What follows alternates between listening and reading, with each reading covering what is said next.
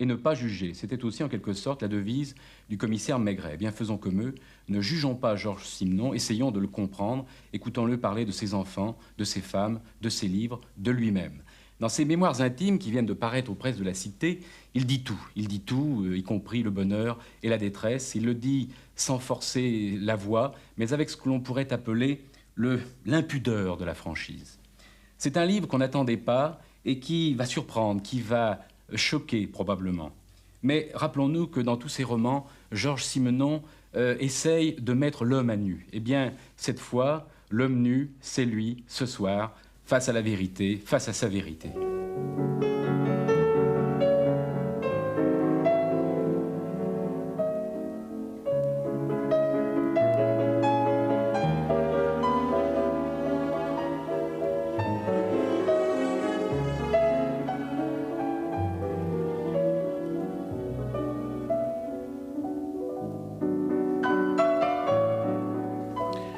Georges Simenon, il y a 7 ans, quasiment jour pour jour, j'étais ici même, dans votre maison de Lausanne, en Suisse. J'étais en face de vous pour un court entretien télévisé.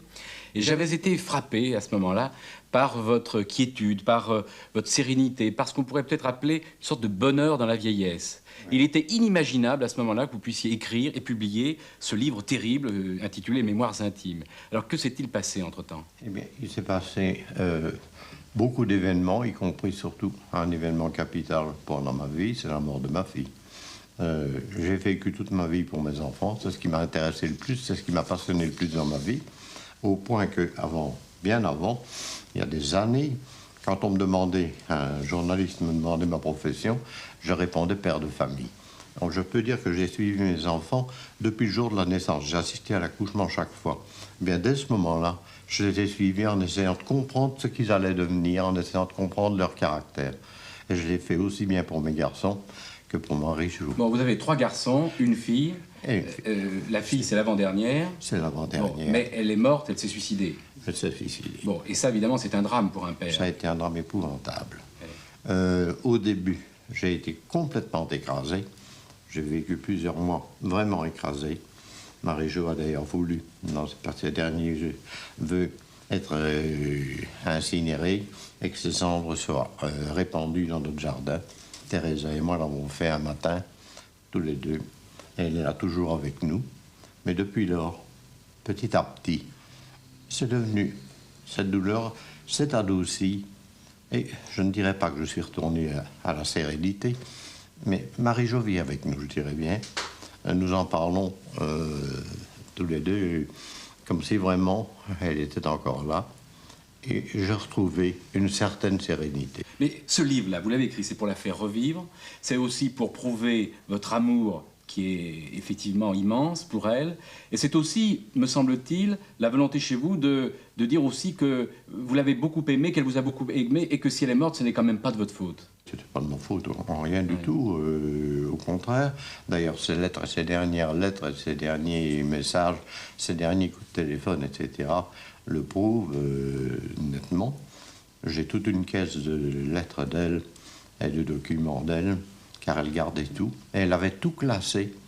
Et elle m'avait presque fait promettre qu'un jour, nos signatures seraient sur la même couverture. À la fin de vos mémoires intimes, effectivement, 100 pages sont consacrées à des textes de Marie-Jo, des lettres qu'elle vous a adressées, des poèmes qu'elle a écrits, des chansons dont elle a écrit les textes, des textes de cassettes qu'elle vous a envoyés. C'est exact. C'est un caractère étrange, Marie-Jo, parce qu'elle est un peu tâtée de toutes les professions artistiques. Oui, elle était tentée par tout ce qui est extériorisation artistique, si je puis dire, parce que l'art, au fond, ce n'est jamais qu'une extériorisation, c'est un besoin. Je parle de l'art vraiment.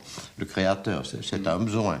Je n'ai jamais écrit dans une visée, comment dirais-je, ni morale, ni philosophique, ni quoi que ce soit, esthétique, mais vraiment pour me sortir de moi-même. Eh bien, Marie-Jo avait ce même besoin dès son enfance. Dès son enfance, elle a pris des cours de dessin, des cours de peinture, des cours de danse, de toutes sortes de cours. Elle écrivait. Elle écrivait énormément. Disons les choses carrément, elle a été traumatisée par des faits qu'elle a vécus. Elle a été traumatisée, certainement. Oui. Est-ce qu'on n'aurait pas pu lui éviter ces faits-là? Hélas, non. Et si j'ai laissé à Marie-Jo sa liberté presque complète, même complète, comme je la laisse à mes enfants, d'ailleurs, à mes fils. Jamais je n'ai poussé un de mes enfants dans telle ou telle direction. Je les ai aidés à choisir eux-mêmes. J'ai servi de garde-fou autant que je l'ai pu. Mais dans le cas de Marie-Jo, lorsqu'elle est partie, j'ai continué à la soutenir autant que je l'ai pu. Mais les psychiatres eux-mêmes m'ont dit, écoutez, vous ne lui feriez plus de mal en, comment dirais-je, en exerçant un pouvoir quelconque sur elle. Elle a besoin de sa liberté entière. Et ça n'est comme ça qu'elle peut, comment dirais-je, se ressaisir. Oui. Et il y a eu des moments où elle avait une lucidité parfaite. Oui, mais on la voit bien dans ses textes, et on la voit bien telle que vous la décrivez. Elle est instable, elle est mal dans sa peau, elle exige trop d'elle-même, elle exige trop de la vie. Ouais. Comment vivre? Qu'aurais-je pu faire? Dites-moi. Ouais. Alors, ces faits qui ont été dramatiques dans sa vie, par exemple, la découverte de la sexualité était quelque chose d'effrayant. D'effroyable. Mais je préfère ne pas en parler. Bien entendu, on ne va pas en parler. D'ailleurs, je n'en ai pas en parlé moi-même, mais j'ai donné simplement un document de Marie-Jo elle-même. C'est elle qui en a parlé elle-même. Il y a aussi le fait qu'elle était... elle ne comprenait pas très bien vos relations avec Teresa. Au début, elle était jalouse. Marie-Jo, comme beaucoup de filles, adorait son père. Eh bien, Marie-Jo voulait que je sois à elle seule. Oui, mais elle voulait tout. Oui, mais c'est un amour quasiment excessif qu'elle vous porte. Oui. Écoutez, j'ai les textes là sous les yeux. Elle vous appelle Daddy ou Dad. Oui. À 23 ans, elle vous écrit ceci. Je voulais tant de choses lorsque j'étais petite, de pureté, d'amour, de soleil dans mes yeux, avec les grands bras forts d'un Daddy rien qu'à moi. J'aurais voulu, Daddy, te donner l'univers, tout ce qui frémissait dans le fond de mon cœur, la chaleur d'un amour partagé avec toi. Et puis ceci encore, c'est vrai, j'étais petite, je n'avais que 7 ans, mais je jouais ta femme et j'oubliais maman. Et d'autres textes encore, voici celui-là qui est tout à fait extraordinaire. Et de sentir dans les yeux d'un autre, de son père, un peu d'amour, que par pudeur on appelle affection, et puis que par pudeur on n'appelle même plus rien. On oublie, on ne peut plus dire « je t'aime » parce que c'est d'un autre temps, c'est fait pour des femmes, c'est fait pour des amants. Alors on dit « je t'aime beaucoup, tu sais ». Ce petit « tu sais », c'est pour cacher le beaucoup, et puis pour cacher le « j'ai osé dire je t'aime ». Eh bien, justement, d'abord, il y a l'incident de l'Alliance.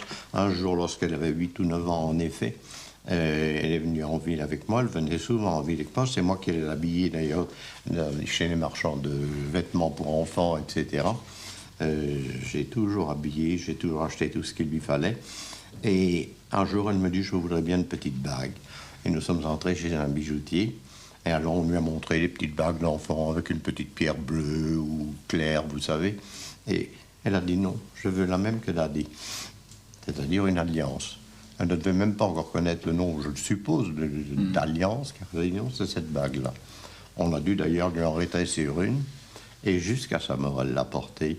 Et dans ses derniers vœux, dans son dernier testament, elle me recommande surtout de veiller après son incinération, que sa bague soit encore là et qu'elle soit répandue avec l'incinération, enfin avec ses cendres. Une lettre qu'elle écrit à un amant, et elle termine par cette phrase « Tu sais, je t'aime peut-être autant que mon père, et c'est plus que je ne pourrais jamais en dire à quelqu'un. » Oui.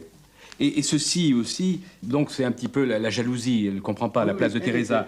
Et alors, ça, là, c'est votre témoignage à vous. Comme Teresa nous a laissés seuls, à son habitude, tu me regardes presque durement, et j'ai peur de comprendre. C'est vous qui dites ça, Marie-Jo. Tu me dis en effet, comme étouffant de colère, pourquoi elle et pas moi? Tu ne comprends pas, ma fille? Comprendre quoi? Je te désigne le lit. Teresa partage tout de ma vie. Et alors elle vous répond ceci, et alors? Et ça. Alors, que vouliez-vous que je fasse? Qu'auriez-vous fait à ma place? J'étais bien obligé de dire non, tout de même. Je ne pouvais pas en faire ma compagne de 24 heures par jour. Puis encore ce texte de Marie-Jo, Georges Simenon, que vous citez avec beaucoup de franchise dans votre livre. Je réalise pleinement maintenant combien j'étais égoïste. Je te voulais toi tout seul, ouvert à moi quand j'en avais besoin, disponible à mes caprices de petite fille. Je demandais exclusivement mon Dad. Je n'admettais pas l'homme d'un autre amour. J'ai l'air de t'accuser, Dad. Il n'en est rien. Si je devais accuser quelqu'un, ce serait d'abord moi et mon incompréhension, ma jalousie, mon égoïsme. Dorénavant, j'accepterais mieux Teresa. Et Et puis, elle a, ce que je disais tout à l'heure, elle a une exigence de la vie. Enfin, elle demande trop à la vie. Et là aussi, il y a ce texte qui est superbe. « Ô Seigneur, je suis réellement persuadé que ce que j'essaye d'obtenir dans cette putain de vie n'existe pas. » Eh oui, elle voulait un amour total, elle voulait une union totale avec moi. Et je pouvais lui donner tout mon amour, toute ma tendresse, mais je ne pouvais tout de même pas aller jusqu'à l'amour physique. Ouais. Alors vous avez gardé, évidemment, très pieusement, c'est le mot, je crois, toute sa correspondance, toutes ces cassettes. Et est-ce que ce serait trop pénible pour vous d'écouter la voix de Marie-Jo? Parce que non, je peux encore l'écouter. Vous pouvez l'écouter? Je suis resté 2 ans sans pouvoir l'écouter. Oui. Je les avais d'ailleurs éloignés de la maison, et même de mon secrétariat, je les avais donnés à son psychiatre, pour le jour où je serais capable de les réentendre. Oui. Maintenant, j'en suis capable, à peu près. Est-ce que les téléspectateurs pourraient entendre un texte qui est très beau, qui s'appelle L'Angoisse, et oui, que je crois que vous avez enregistré. Madame Angoisse. Madame Angoisse. Son amie, Madame Angoisse, ouais, si on peut dire son amie. Alors, si on peut l'entendre. De la musique au ras du sol, mon cahier par terre, juste en dessous, et puis par-dessus mon corps couché à plat ventre.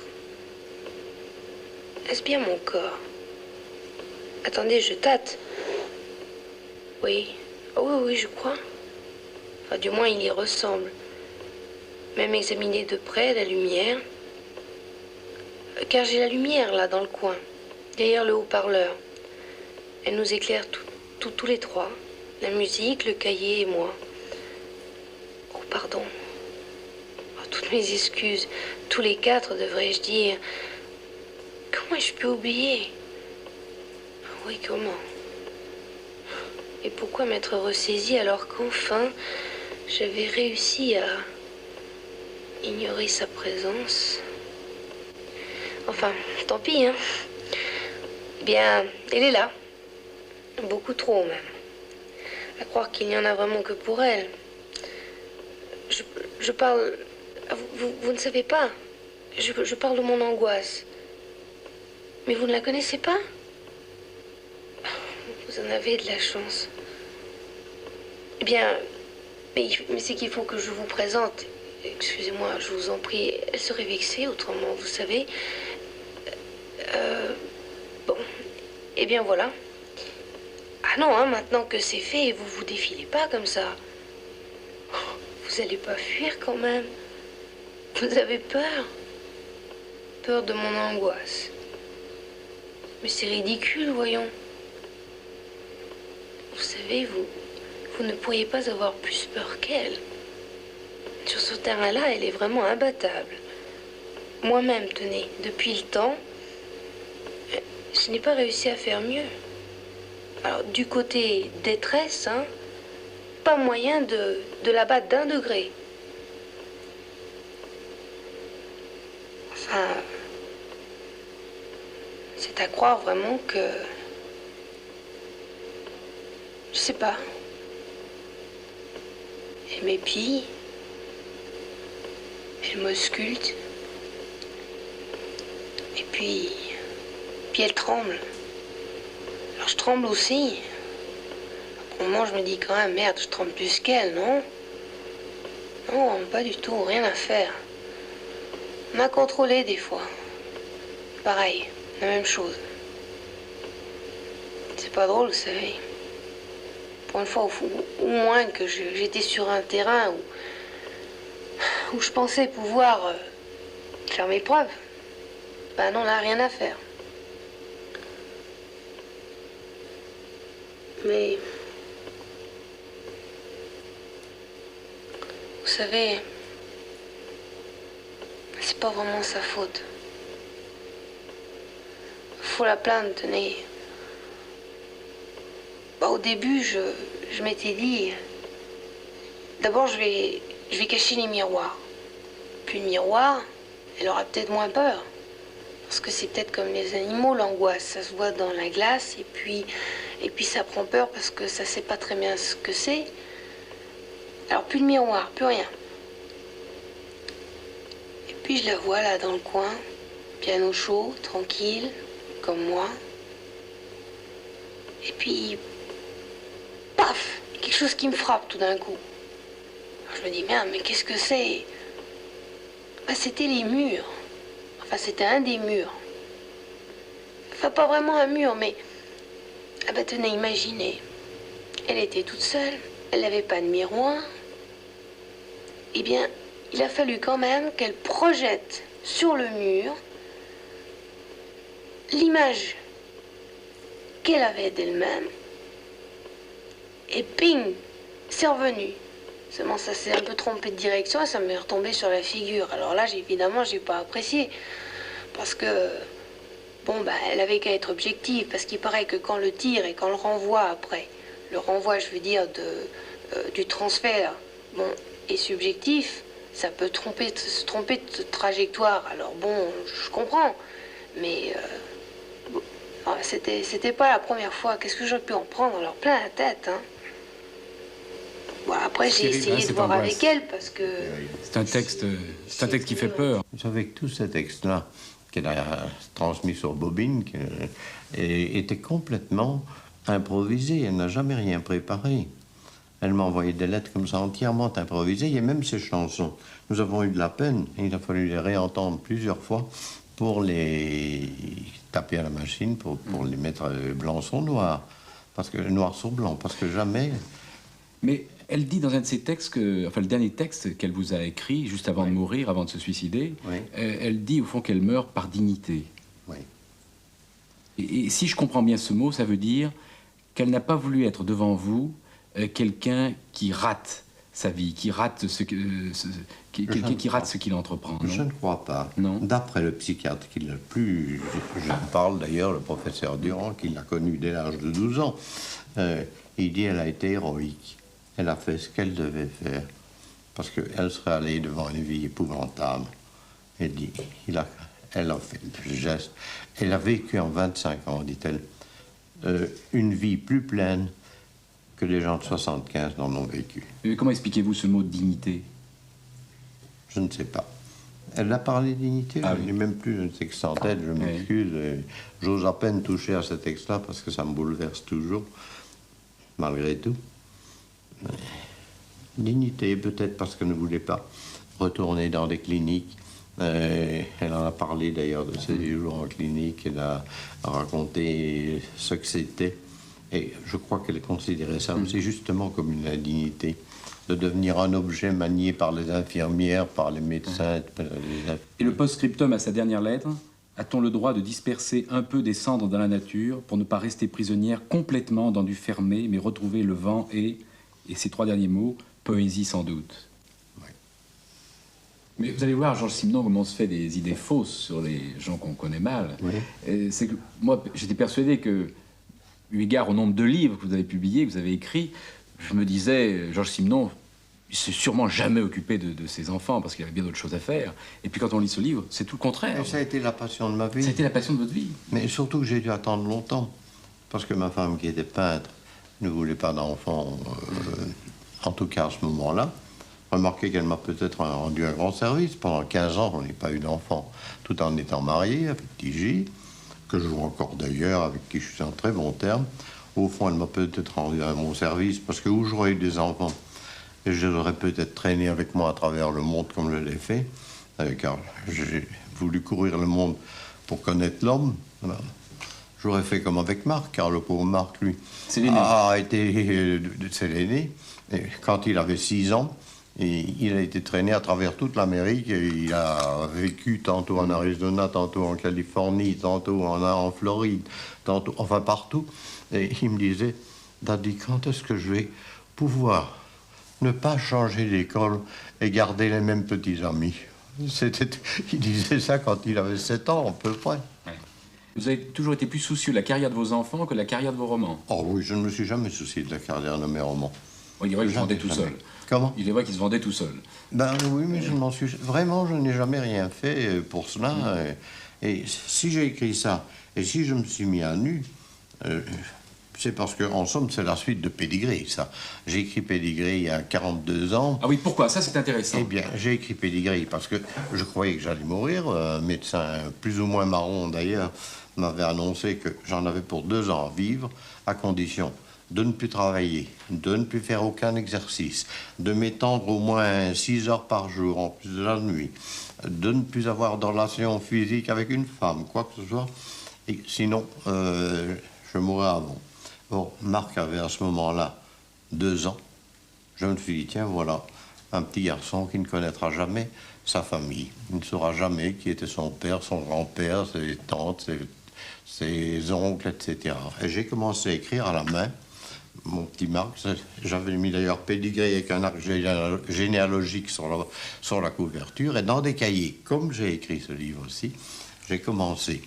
À ce moment-là, Gallimard passe et il me dit, est-ce que je peux emporter une copie du manuscrit pour le montrer à Gide? C'était pendant la guerre. Moi, je n'avais pas le droit de passer la ligne comme étranger, mais Gallimard pouvait le faire. C'était Claude, d'ailleurs, à ce moment-là. Et il l'a porté à Gide, qui m'a écrit, surtout, arrêtez ça, mais écrivez-le sous forme de roman. Enfin, écrivez-le comme un roman, pas à la première personne. Et j'ai écrit le pédigré qui a paru en gros volume comme celui-là d'ailleurs, ou à peu près.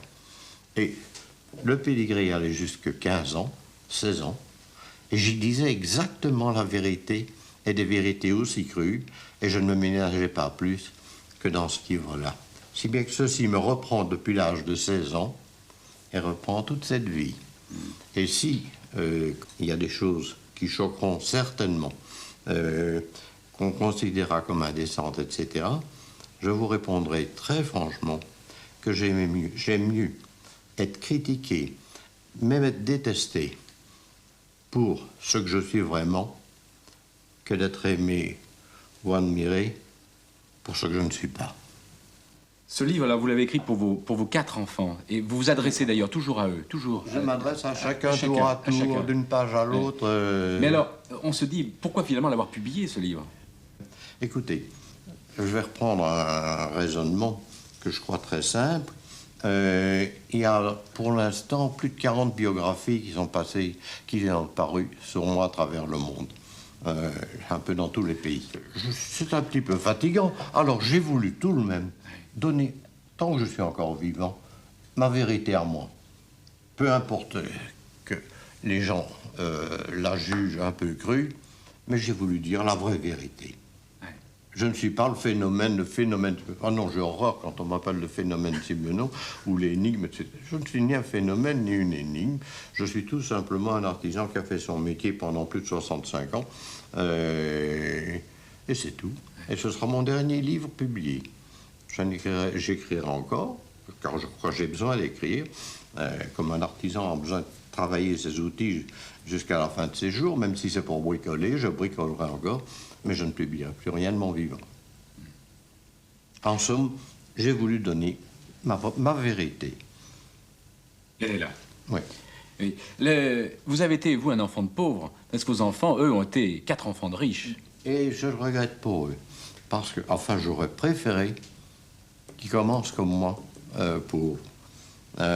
Et qu'ils ne soient pas conduits à l'école en Rolls-Royce ou en Jaguar, etc. Mais il ne tenait qu'à vous. Comment? Il ne tenait qu'à vous. Ben, c'était très difficile parce que, avec l'engrenage de ma vie, avec l'engrenage de mes obligations, de tous les gens que j'avais à recevoir, etc., j'ai été obligé d'avoir des grandes maisons. Enfin, j'ai tout essayé, j'ai vécu.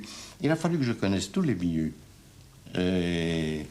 Car, sorti de pauvre, j'ai connu tous les milieux. Et j'ai connu aussi bien de très grands de ce monde. Je n'en parle pas du tout.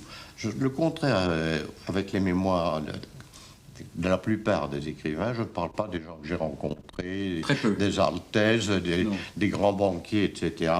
Il y en a même à qui j'ai refusé la porte de ma maison, de très grands banquiers, qui me demandaient à pouvoir faire ma connaissance. J'ai répondu... j'ai cru qu'ils venaient me demander de l'argent. Non, c'était pas pour me demander de l'argent, ils m'en auraient plutôt offert, mais j'ai refusé, je n'ai refusé de la recevoir. Une question encore un peu indiscrète à propos de vos enfants.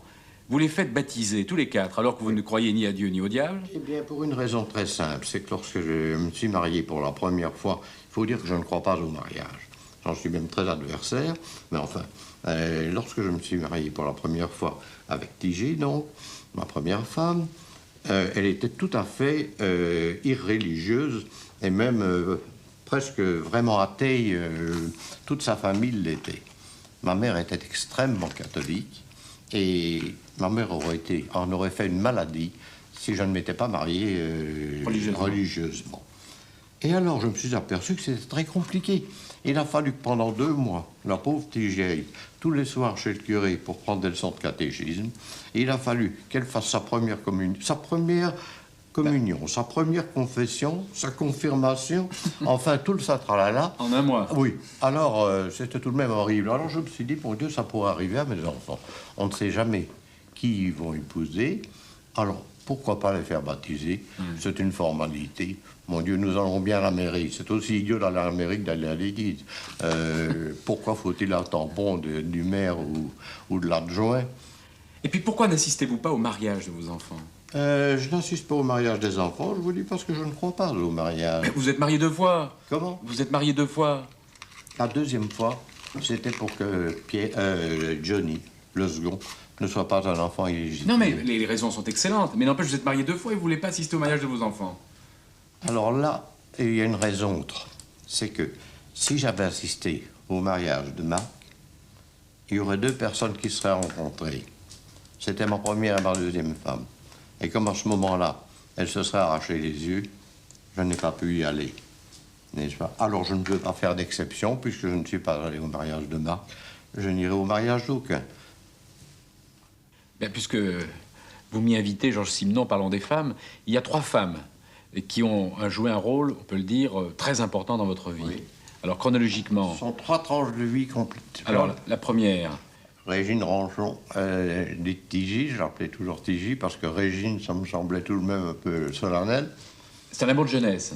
Comment? C'est le premier amour de jeunesse, c'est-à-dire où je reportais sur une femme tous les rêves qu'a un jeune homme de 20 ans, car j'ai été fiancé à 17 ans, et je me suis marié à 20.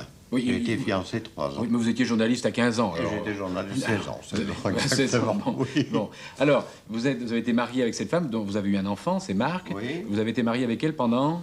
Pendant 20 ans. 20 ans. Ouais. Alors après arrive des... Sinon... Alors ça, c'est l'amour fou de votre vie. Ça, non, c'est pas l'amour fou, c'est la passion. La passion. Et je considère la passion, comme d'ailleurs les psychiatres et les médecins, comme une maladie. La passion est une maladie qui peut même arriver à rendre fou.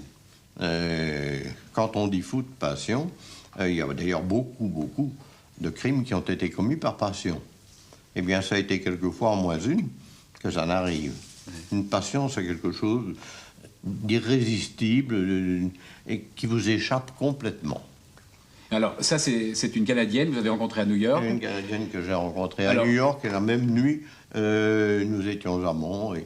C'est ça, bon, dont le prénom est Denise, et que vous avez épousé et qui vous a donné 3 enfants. Qui m'a donné 3 enfants. C'est ça. Sans que je l'ai voulu, d'ailleurs. Oui. Enfin, entendons-nous, je n'ai rien fait pour qu'il ne soit pas là, oui. Mais je l'avais prévenu, dès que je l'ai rencontrée, d'abord qu'elle n'ait pas à être jalouse, parce que je verrai autant de femmes que je voudrais. Deuxièmement, que je ne l'épouserai jamais. Ben, vous l'avez quand même épousée. Je l'ai épousée pour 2 raisons. D'abord, pour que Johnny soit un enfant légitime, et ensuite, parce que j'aurais été expulsé d'Amérique si je ne l'avais pas fait. Et puis la 3e, c'est Teresa. Et la 3e, c'est Teresa. Et ça, c'est venu tranquillement, lentement. Teresa a vécu dans notre intimité les moments les plus dramatiques de cette passion-là, où ça en était arrivé vraiment. D'ailleurs, ce sont les psychiatres qui s'en sont occupés, ce n'est pas moi. Elle a été plusieurs fois en maison de santé, de sa propre volonté d'ailleurs, pas du tout de la sienne comme elle le prétend. Teresa a assisté à tout ça. J'étais complètement désemparé, j'étais une chiffre molle, et j'étais prêt à me suicider d'ailleurs. Et si je ne l'ai pas fait, c'est grâce à Teresa, qui a été jusqu'à retirer de la maison toutes les cartouches qu'il y avait pour le revolver et le fusil 22 qui existaient dans la maison. Et si je suis encore vivant aujourd'hui, c'est grâce à cela. Et notre amour est venu petit à petit.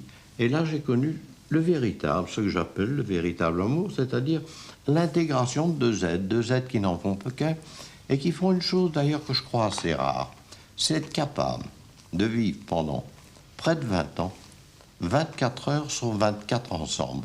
Connaissez-vous beaucoup de couples, c'est grâce à mon métier évidemment que je peux le faire, mais beaucoup de couples qui sont capables de vivre 24 heures sur 24 ensemble, sans jamais se quitter.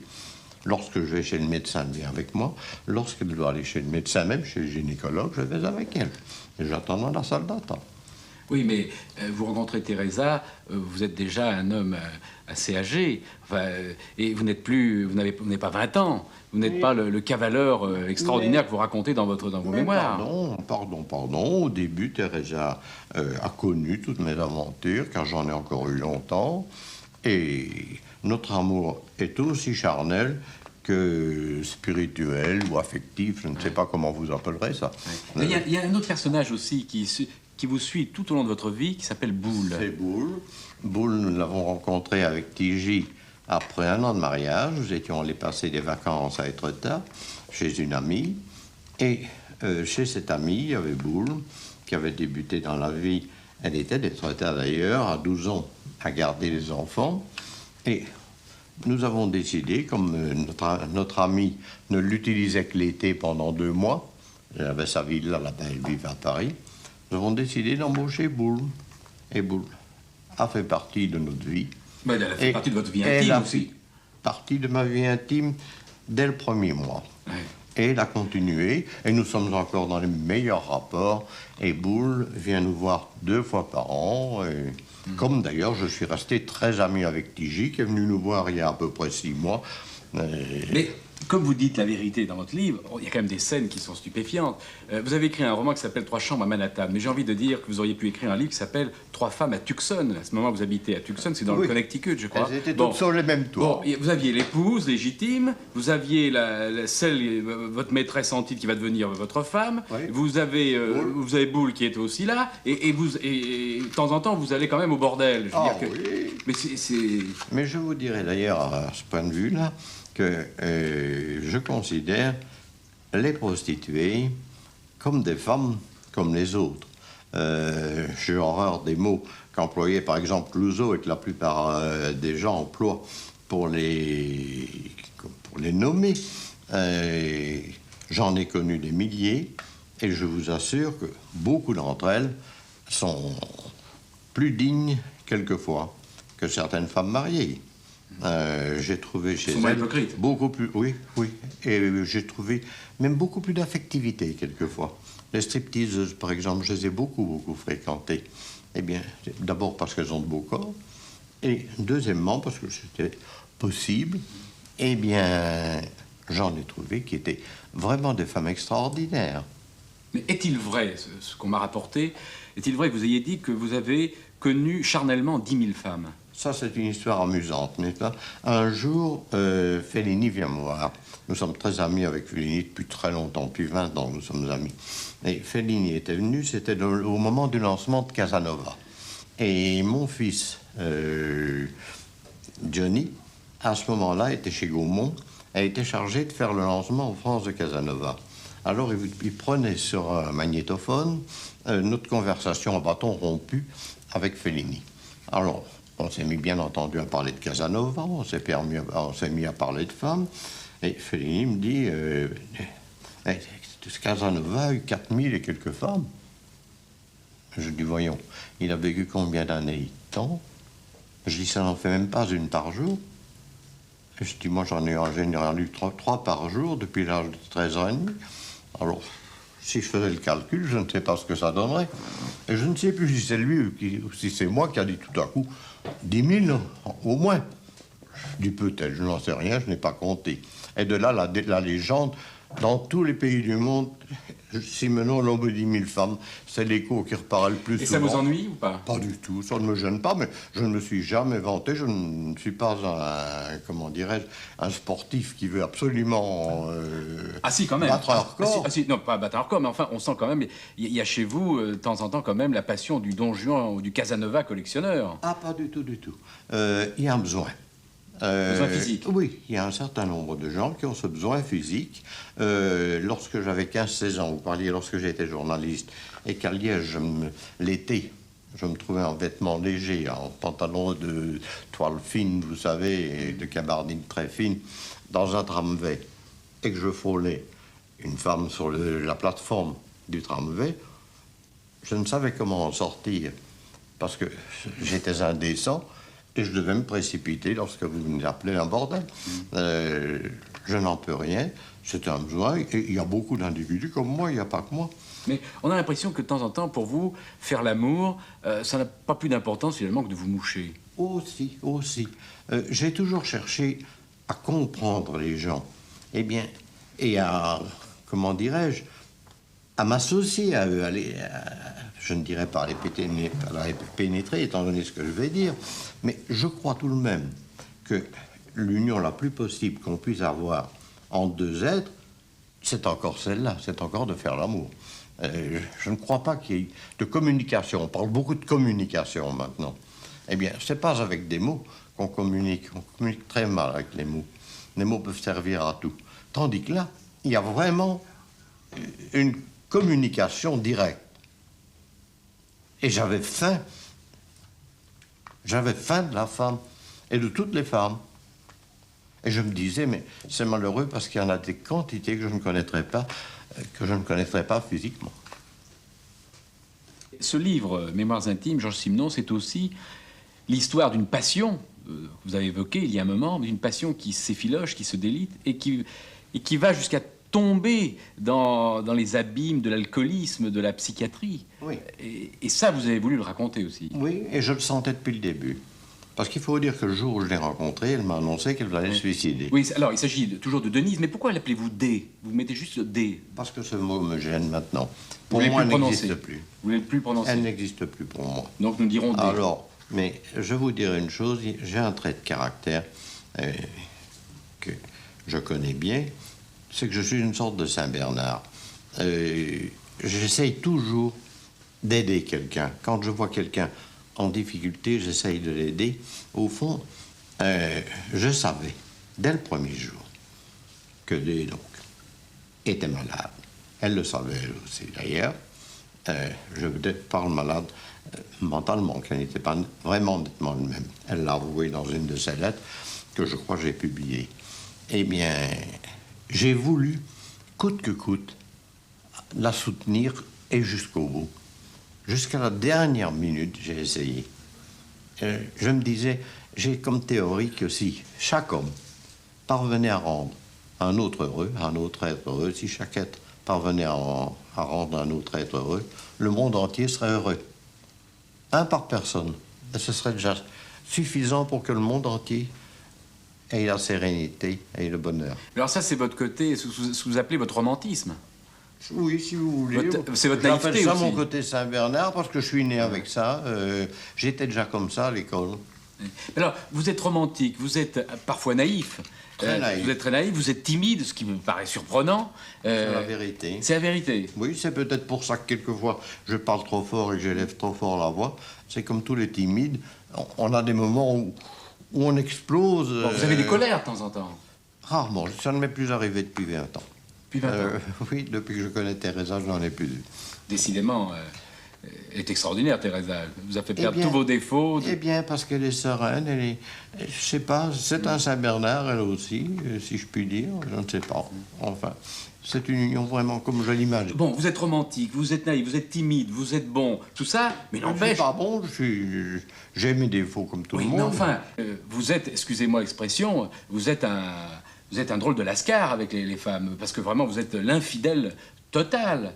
Il y a tout de même votre première femme. Vous le racontez là aussi. Moi, j'invente rien. Ma première femme m'avait dit qu'elle se suiciderait si je la trompais. Or, comme j'avais observé, elle était très peu attirée par l'amour physique. Très, très peu.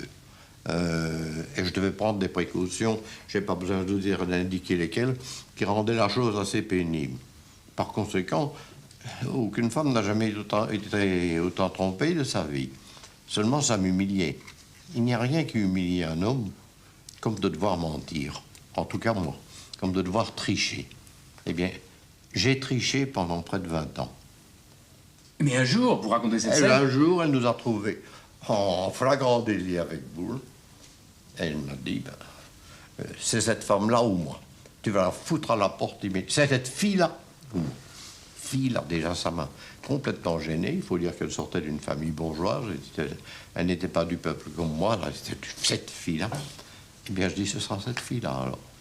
C'est tout. Oui, mais et depuis là, nous n'avons jamais plus eu de rapport, mais nous avons continué à vivre ensemble. Ah oui, d'accord, mais vous avez été très cruel à ce moment-là. Vous lui avez dit, mais je te trompe pratiquement chaque jour depuis 20 ans, et parfois plusieurs fois par jour. Mais oui, mais je lui ai dit ça justement pour qu'elle comprenne qu'elle ne devait pas porter toute sa haine sur Boule. Ouais.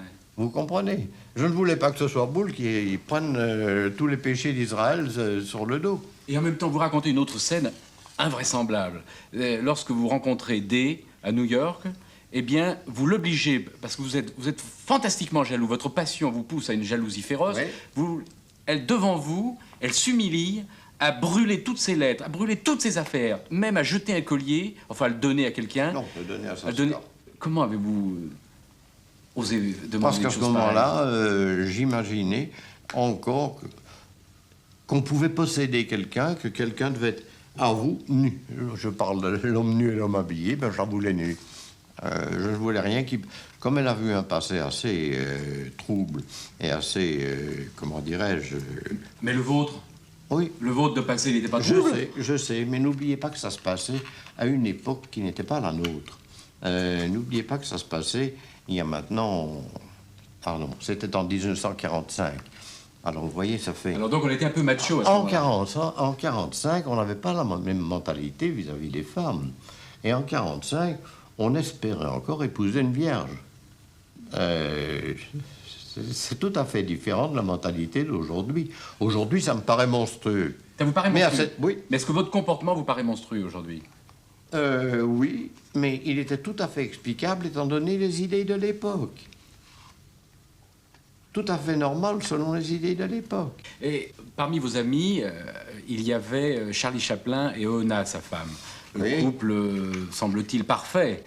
Parfait. Bon, est-ce que ce couple ne vous faisait pas envie alors que vous débattiez dans des luttes féroces? Ben, j'ai même écrit, je crois, j'ai dit à Chaplin un jour, à Charlie, je dis, vous savez, si vous n'aviez pas épousé Una, c'est moi qui l'aurais épousée. Parce qu'Una était la femme, elle était comme Teresa. C'était la femme qui lui a fait de beaux enfants, qui a vraiment été en union parfaite, en synchronisation, si je puis dire, avec lui. Et il n'était pas facile. Il était beaucoup plus difficile que moi. En êtes-vous sûr? Comment? En êtes-vous sûr? Ah oui, je l'ai bien connu. Moi, je pense quand même que vous n'avez pas été si facile à vivre que ça, quand même. Je crois que si. Je suis très facile à vivre. Et je respecte la femme. J'ai toujours respecté la femme. Dites-vous bien que même quand je couchais avec des prostituées, pour employer ce mot que je n'aime pas, j'aime mieux dire des professionnels, prostituées, ça a quelque chose de dégoûtant. Eh bien, je les respectais. Et je leur parlais exactement comme j'aurais parlé avec une amie. Seulement, par contre, je n'ai jamais couché avec la femme d'un ami, avec la fille d'un ami, avec la sœur d'un ami, ni rien de tout ça. Je voudrais maintenant, Georges Simenon, qu'on parle de votre puissance. Nous avons évoqué votre puissance sexuelle. Maintenant, la puissance de votre mémoire, qui est fabuleuse dans ce livre. Je n'ai pas de mémoire. Très peu. Enfin, j'ai la mémoire des faits, des images surtout. J'en vois en images tout. Et les faits, les paroles. Mais par exemple, je n'ai pas la mémoire des noms, je n'ai pas la mémoire des chiffres, je n'ai pas la mémoire du temps qui s'écoule. Pour moi, le temps s'écoule presque à plat, enfin, au même moment. Oui, mais enfin, vous vous rappelez par exemple les cadeaux que vous avez offerts à vos enfants pour Noël il y a 25 ans. Oui, bien entendu. Oui, mais vous vous rappelez des conversations, vous vous rappelez des odeurs, ces choses-là. Alors, peu importe la chronologie, ça n'est pas grave. Mais d'ailleurs, dans mes romans, c'était la même chose. Dites-vous bien que tous mes romans, il n'y en a pas un seul où je parle de personnages que je n'ai pas, non pas seulement connus, parce que ce n'est pas toujours le même personnage, mais c'est quelquefois 3-4 personnages que je réunis, 3-4 personnages d'un même type que je réunis, mais je les connais très bien, je connais le décor très très bien. Je n'ai jamais inventé un décor, je n'ai jamais inventé une atmosphère, comme disent les critiques, cette fameuse atmosphère. Non, tout ça, c'est de mémoire.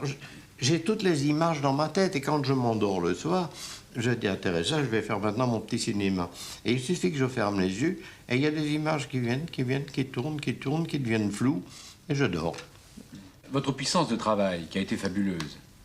Oui, ça. Bah, vous racontez qu'à l'âge de 18-20 ans, vous écriviez 80 pages dans votre Oui, matinée. mais le roman populaire, c'est facile, ça. 80 pages, ça Oui. peut donner tout, Ben, des c'est-à-dire heures et que des ça heures. faisait de 6 heures du matin à 6 heures du soir, avec une interruption d'1 heure pour la sieste, car j'ai toujours fait la sieste, parce que c'est un gain de temps. On fait 2 journées au lieu d'une.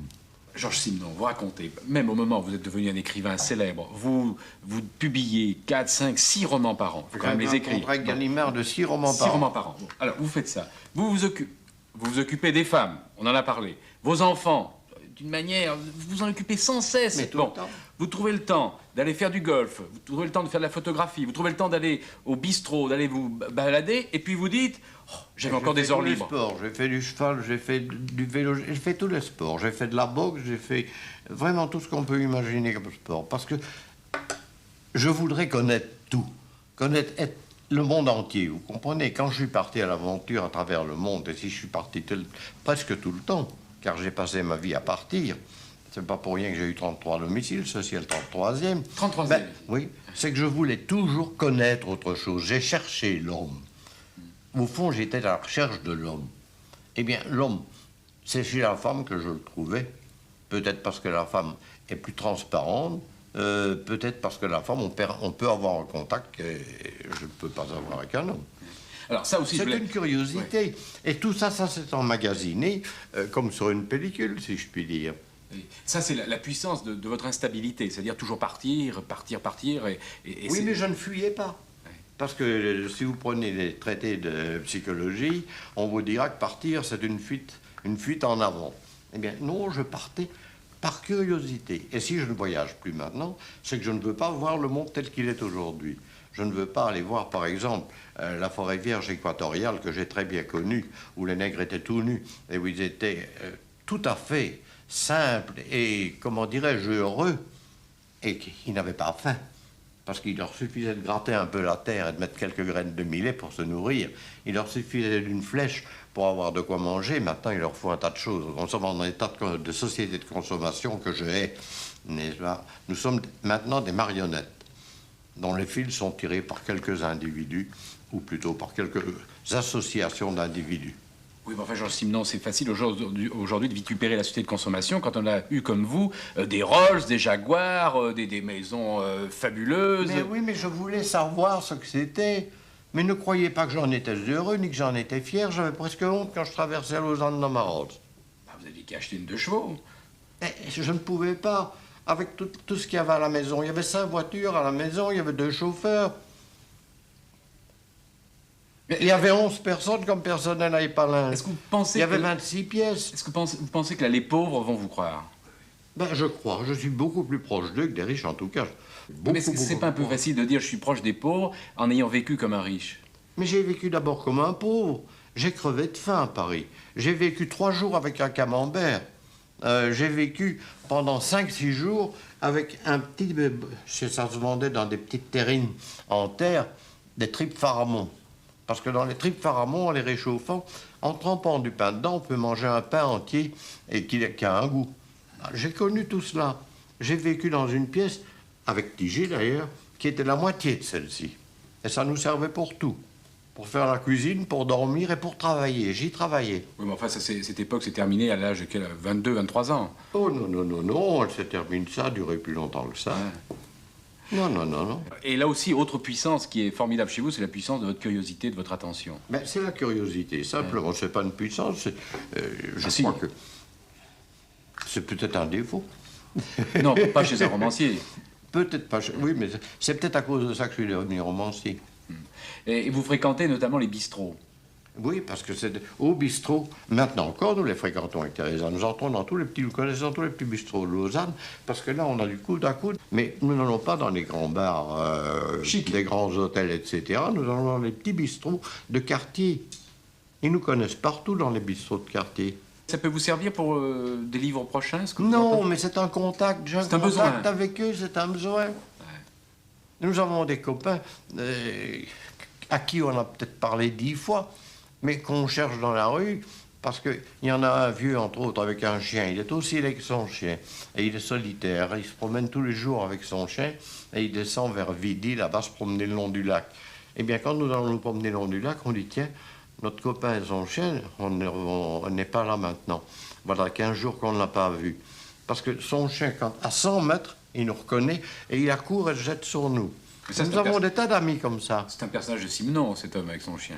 Non, c'est pas un personnage, c'est un personnage réel. Mais si, il existe déjà dans mon roman. Je suis persuadé que si on a certainement un homme avec son chien, un homme aussi avec son chien qui se balade. Il y a un vieil homme qui doit être complètement infirme, qui habite au 3e étage d'une maison, là, juste avenue des Figuiers.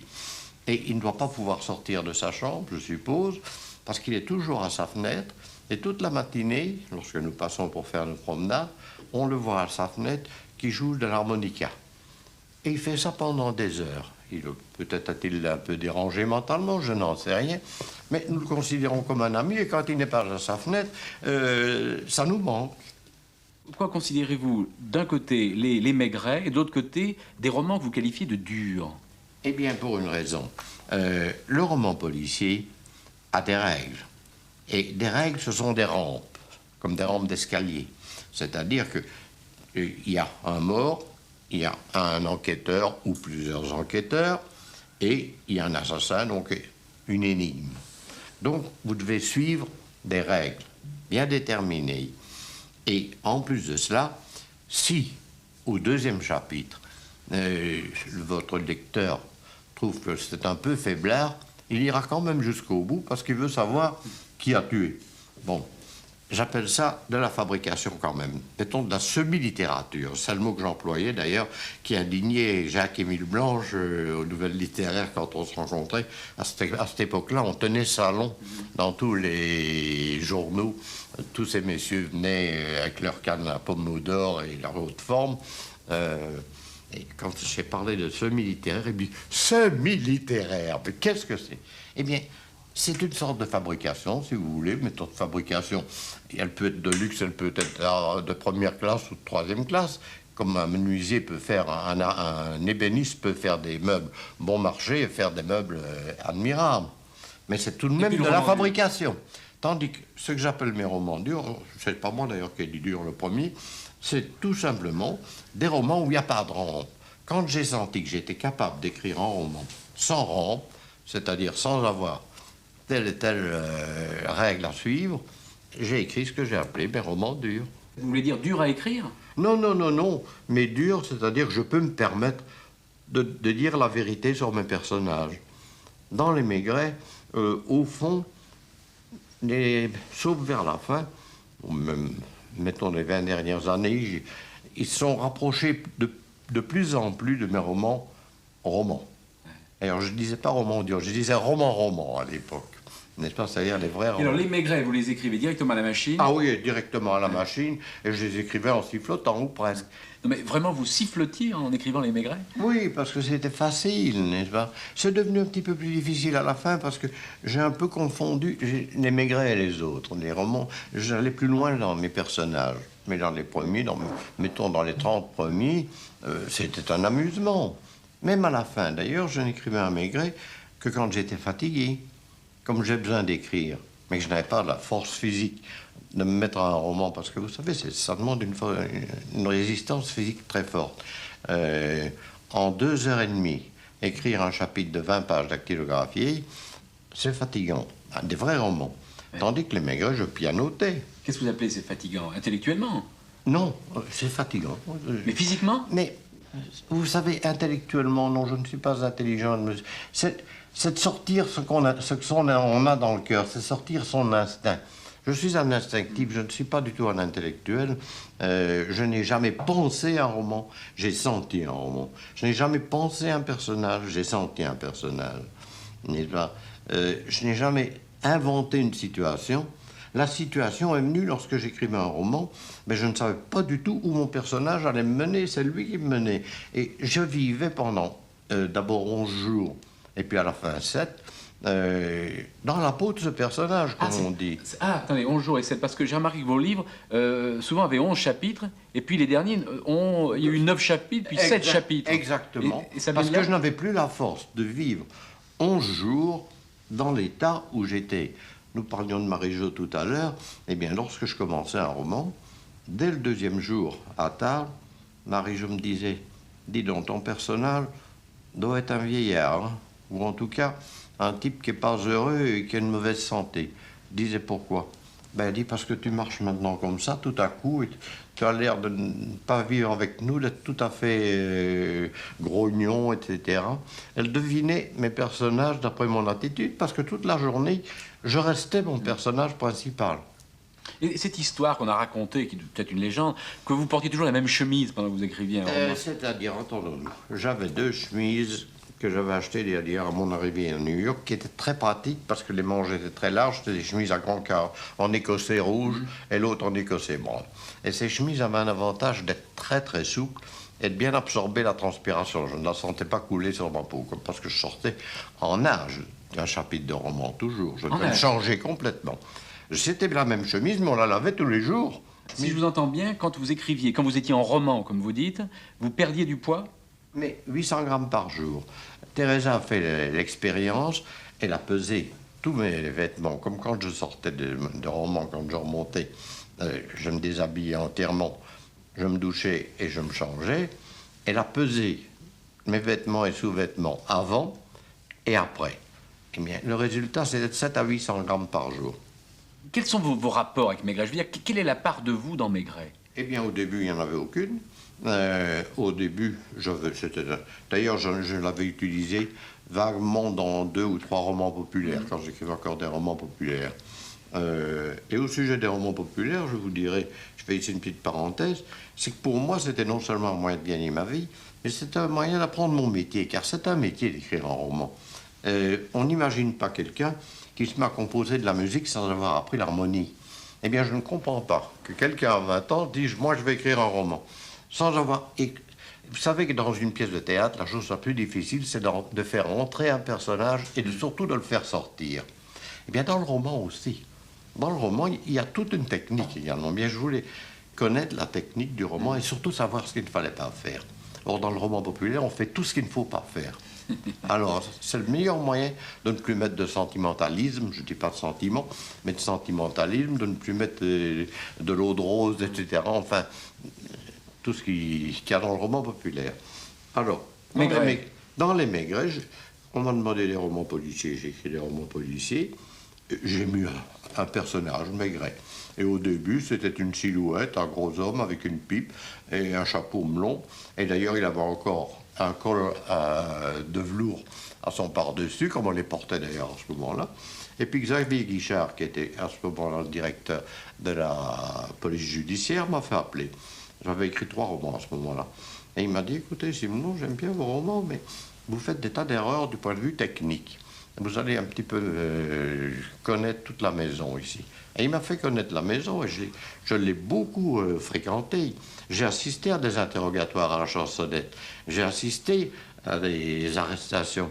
J'ai passé 1 mois à la police secours. J'en ai d'ailleurs tiré un reportage pour un journal. Et j'avais ma voiture en bas. Dès qu'une petite pastille s'allumait pour tel quartier et qu'on annonçait un crime ou telle chose à telle adresse, je sautais dans ma voiture et j'y arrivais en même temps que la police. N'est-ce pas? J'ai dû étudier tout cela, mais pour mon plaisir, en somme. Oui, mais ça, c'est la technique. Mais la psychologie de Maigret, parce que Maigret... Bon, est-ce que Maigret a trompé sa femme? Probablement, mais je n'en parle pas. Ah, bah, vous n'en parlez pas. Ben non, il y a beaucoup d'hommes qui trompent leur femme et qui n'en parlent pas. Oui. Bon, pourquoi le mettrais-je dans le roman? Bon, je ne suis pas sûr que Maigret ait été ravi de l'évolution des mœurs, contrairement à vous. Je ne suis pas sûr, parce que Maigret vivait dans un milieu... Vous savez, n'oubliez pas que Maigret a fait la voie publique, Maigret a fait les métros, il a fait les grands magasins, etc., comme ça se faisait jadis. Ça n'était pas à l'école de police qu'on devenait commissaire. C'est en faisant plusieurs années. On commençait par la voie publique, ensuite les métros, ensuite les gares, ensuite les grands magasins, et ainsi de suite. Et Mais- c'est seulement ouais. on entrait à la criminelle ensuite. Et autre différence, c'est que Maigret, vous avez 4 enfants, Maigret n'a jamais eu d'enfants. Mais vous savez pourquoi? Eh non. Pour une raison bien simple. Quand j'ai créé Maigret, je n'avais pas d'enfant. Et je me sentais incapable de rendre la vie familiale avec un enfant, puisque je n'en avais pas eu. Mais après, vous en avez eu des enfants, alors vous avez Eh oui, mais il était trop tard, parce que j'ai dû dire que Maigret ne pouvait... Enfin, que le ménage Maigret ne pouvait pas avoir d'enfant. Ah oui. Alors j'ai dû garder Maigret sans enfant. Alors, quelque chose qui vous rapproche de Maigret, c'est l'attention de Maigret pour les petites gens, sa curiosité et sa sympathie pour le... Oui, pour le... c'est venu petit à petit, tout ça. Oui. C'est venu petit à petit. Quoique tout de même, même dans Pitre Letton, qui est le premier, Maigret a de la sympathie pour l'assassin.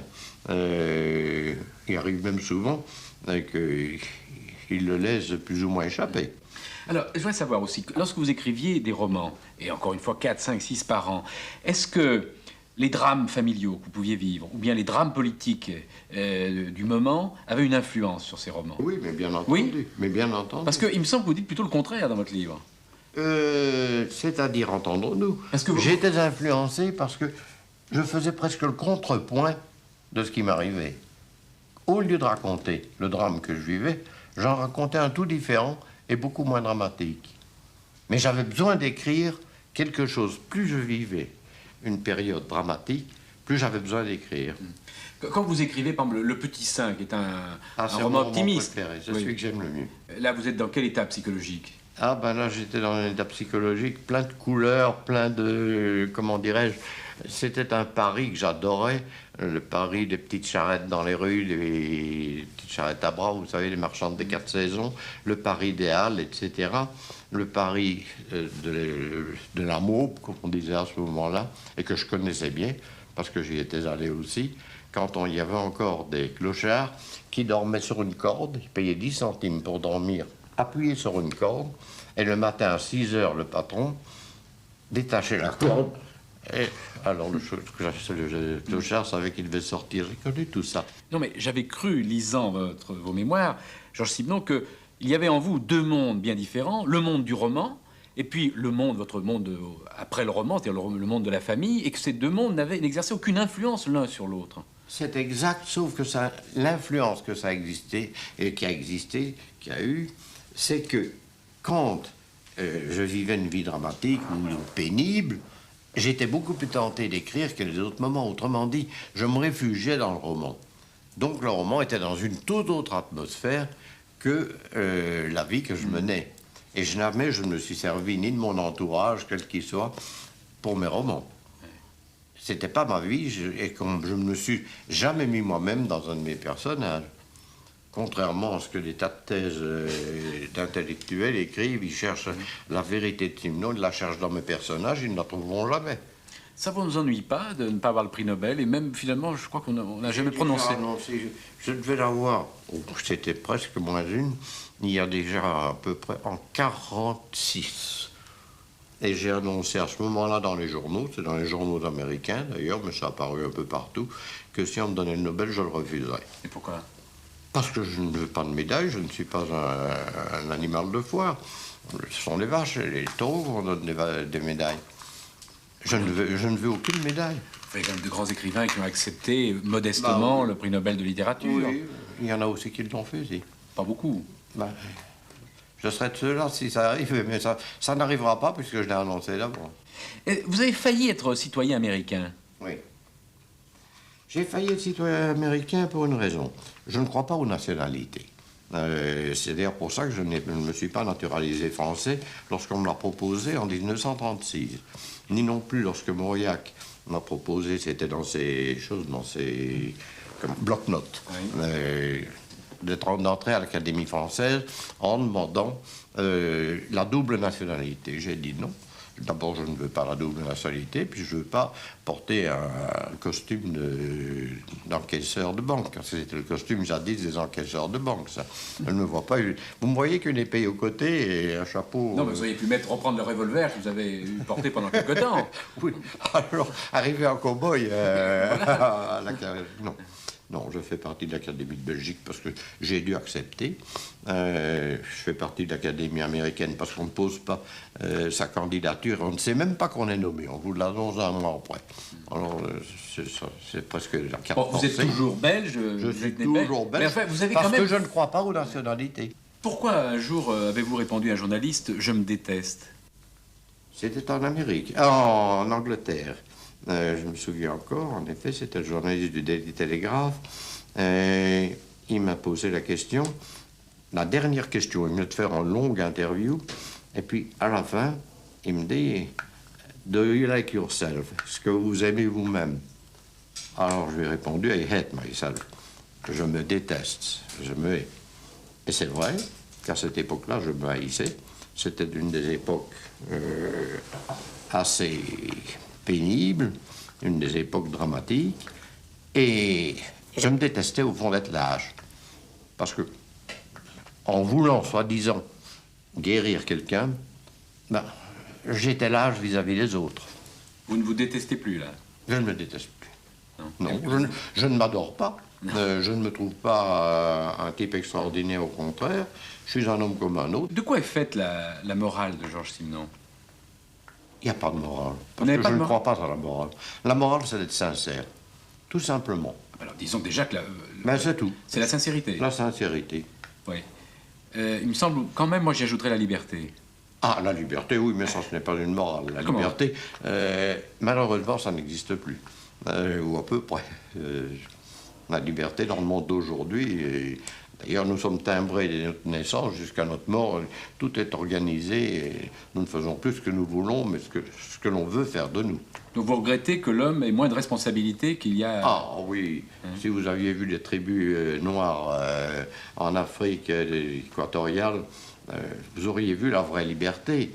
Même à Tahiti, avant que ce ne soit pourri par les avions et les touristes, etc., il y avait encore une liberté complète. Ils ne connaissaient pas l'argent, ils ne savaient pas ce que c'était. Je suis quand même pas encore surpris, là. Vous me prêchez pour le bon sauvage, et vous n'avez jamais été un bon sauvage. Quand même, dès que vous avez été célèbre, à Paris, vous avez couru les premières, vous étiez fêté J'ai avec fait les... ça pendant 2 ans.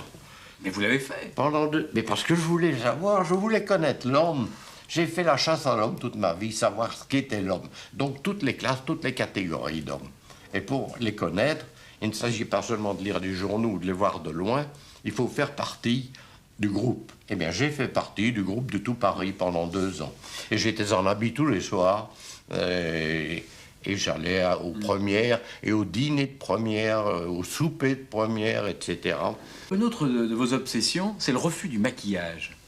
Vous détestez, alors d'ailleurs au sens vrai comme au sens figuré, le maquillage. Oui, parce que je cherche la vérité absolue. Si je suis laid, que je sois laid, je ne veux rien changer.